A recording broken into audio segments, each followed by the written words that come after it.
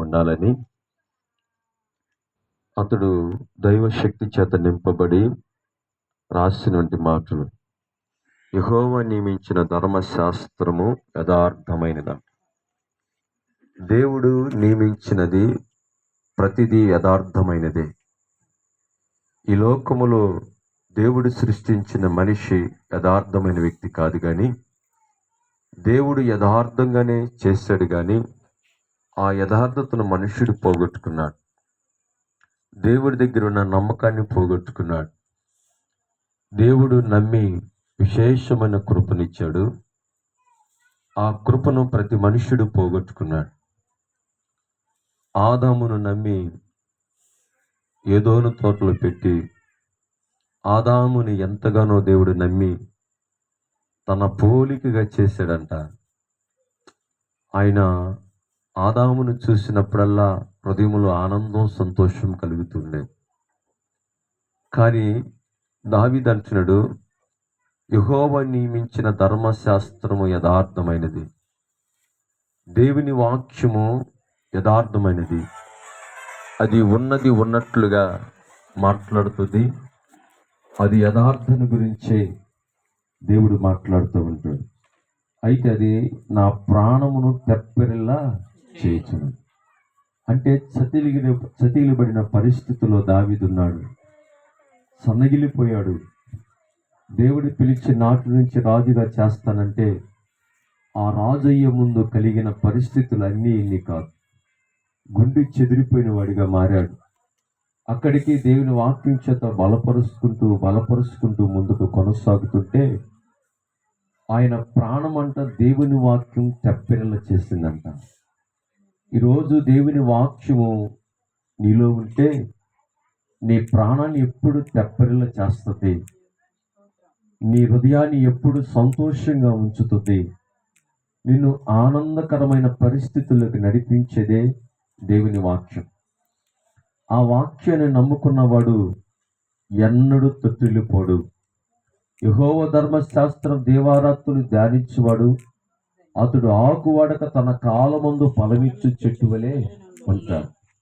యథార్థతను ఎవరైతే ధ్యానిస్తారో, యథార్థమైన వాక్యాన్ని ఎవరైతే పట్టుకుని చేతపట్టుకుని ఉంటారో, ఆ కాలాలు వచ్చినప్పుడు ఆకు వాడిపోకుండా ఎలా ఉంటాడంట? పచ్చని చెట్టు వలె ఉంటాడు. ఎండాకాలం వచ్చినా దానికి చింత ఉండదు.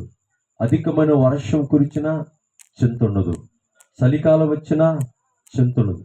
అది కాపు మానకుండా ఎప్పుడు పచ్చగానే ఉంటుంది. వాళ్ళు ఎవరయ్యంటే దేవుని వాక్యాన్ని బట్టి బ్రతికేవారు, దేవుని వాక్యాన్ని బట్టి జీవించేవారిలో యథార్థత ఎప్పుడు ఉంటే వారు అలాగే జీవిస్తూ ఉంటారు. అందుకే నీ యెహోవా శాసనములు నమ్మదగినవి. దేవుడి శాసనాలు నమ్మదగినవి. మనుషుడు మాట ఇచ్చాడంటే మాట తప్పుతాడు. ఉదయాన్నే మాట ఇస్తే సాయంత్రానికి ఆ మాటను ఏం చేస్తాంట? తప్పుతాడు. కానీ దేవుడు మాట ఇస్తే మాట తప్పనివాడు, నమ్మదగినవాడు ఆయన. అబ్రహాము కూడా దేవుడు మాట ఇచ్చాడు, అయ్యా సంవత్సరం ఎదుటికి మళ్ళీ తిరిగి వస్తా, నీ ఇంట నేను నవ్వును కలగజేస్తా. ఆనందాన్ని కోల్పోయావేమో, సంతోషాన్ని కోల్పోయి ఉన్నావు. ఏంటంట? ఆనందం లేదు, సంతోషం లేదు, అన్నీ ఉన్నాయి. కానీ నీ హృదయంలో మనోదుఖం, మనోవేదన నీ కుటుంబాన్ని చిదిలి వేస్తుంది కనుక అది చూసి నేను నీ దగ్గరికి వచ్చాను. నీవు నన్ను రాకడ గమనించి నన్ను చేర్చుకోవటం ద్వారా ఇదిగో సంవత్సరం మీదకి మళ్ళీ తిరిగి వస్తా, నీ ఇంట నేను నవ్వును కలగజేస్తాను. మాట ఇచ్చి మాట తప్పలాయన సంవత్సరం మీదకి మళ్ళీ తిరిగి వచ్చేవారికి శారా గర్భం ధరించి కుమారుని కన్ను. అంటే ఆయన శాస్త్రం ఎంత నమ్మదగినదో చూడండి. ఆయన మాట ఎంత నమ్మదగినమైనదో చూడండి. ఆయన మాటలు ఎంత శక్తి ఉన్నదో, ఆయన మాటలు ఎంత ప్రభావం ఉన్నదో చూడండి. ఆయన శాసనాలు అలాగే ఉంటాయి.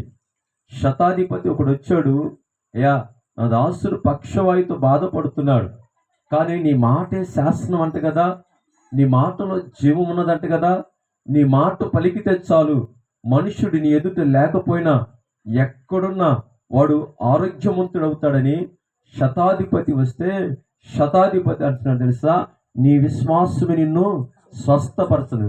ఏ క్షణమును ప్రభు పలికాడో అదే క్షణమున తన యజమానుడు లేచంట స్వస్థత పొంది పని చేయటం ప్రారంభించాడు. ఈ రాత్రి మనం కూడా నీవు యథార్థమైన దేవుని వాక్యాన్ని చేత పట్టుకుంటే ఆయన శాసనాలు నమ్మదగినవి. ఆయన శాసనము పలికి దాన్ని నెరవేర్చేవాడే గాని దాన్ని రద్దుపరిచేవాడు కానే కాదు. అందుకే దేవుని వాక్యంలో చూస్తే మనము కొలస్సీయులకు రాసిన పత్రిక 3:16 మనం యథార్థమైన వ్యక్తులు ఎలా ఉండాలి అని ఆలోచన చేస్తే, కొలస్సీయులకు రాసిన పత్రిక 3:16 మరియు సంగీతములతోనూ కీర్తనతోనూ ఆత్మ సంబంధమైన పద్యములతోనూ ఒకరినొకడు బోధించుచు బుద్ధి చెప్పుచు కృపా సహితముగా మీ హృదయములో దేవుని గురించిన గానము చేయొచ్చు సమస్త విధములైన జ్ఞానముతోనూ క్రీస్తు వాక్యములో సమృద్ధిగా నివసింపనీయుడి. ఏం చేయాలంటే సంగీతములతోనూ ఏం చేయాలంటే కీర్తనలతోనూ ఆత్మ సంబంధమైన పద్యములతో ఒకరినొకడు బోధించుకుంటూ బుద్ధి చెబుతూ కృపా సహితముగా మీ హృదయములో దేవుని గురించిన జ్ఞానమును చేచు సమస్త విధమైన జ్ఞానముతోనూ క్రీస్తు వాక్యములో సమృద్ధిగా ఉండాలి. అంటే ఒక్కరు